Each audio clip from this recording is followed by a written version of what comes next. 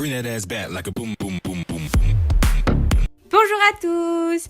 On se retrouve pour une vidéo un peu spéciale. Il s'agit d'un... Allez deviner. Oh, c'est pas compliqué, c'est écrit dans le titre. Un nouveau tuto! Aujourd'hui, je suis là pour vous présenter la caméra 4K HCX1000 de Panasonic. Comme vous pouvez le voir, il s'agit d'une caméra compacte qui s'adapte aussi bien à la fiction qu'au reportage. C'est une caméra très complète et performante qui dispose de fonctions essentielles et accessibles à tout le monde. Avant toute chose, il vous faut insérer correctement la batterie jusqu'au clic qui vous indique que la batterie est bien emboîtée dans le mécanisme. Pour l'extraction de la batterie, même procédé mais à l'envers. Cependant, il vous faut auparavant appuyer sur le bouton push juste au-dessus de la batterie. Petit conseil, achetez plusieurs batteries en fonction de vos projets. Une batterie tient en moyenne 4 à 5 heures en fonctionnement.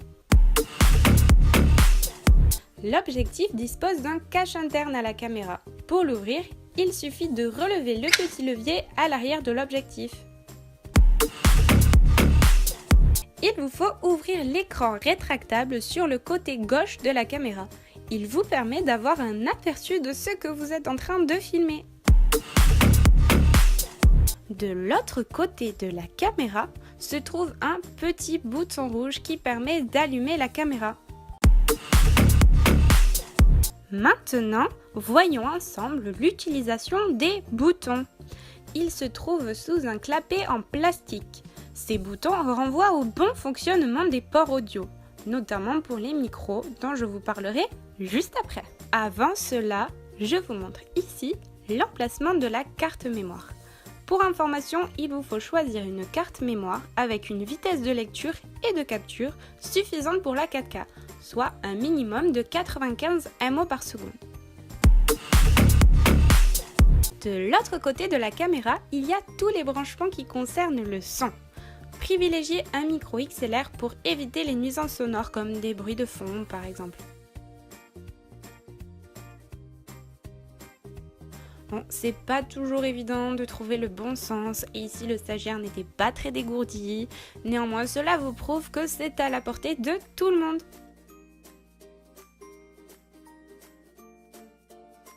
Pour être sûr que le branchement est bien effectué, un voyant vert s'allume. Revenons sur l'écran que je vous explique 2-3 choses. D'abord, en haut à droite, il y a l'indication énergétique. D'ailleurs, petite astuce, pour économiser la batterie, il vaut mieux que vous repliez l'écran. Ensuite, vous avez le potentiomètre en bas à gauche. Vous pouvez y voir les oscillations du son lorsque le micro fonctionne et est correctement branché. Pour finir, vous pouvez retrouver sur le dos de la caméra des boutons de zoom. Il y en a un qui zoome plutôt lentement et un autre plus rapidement.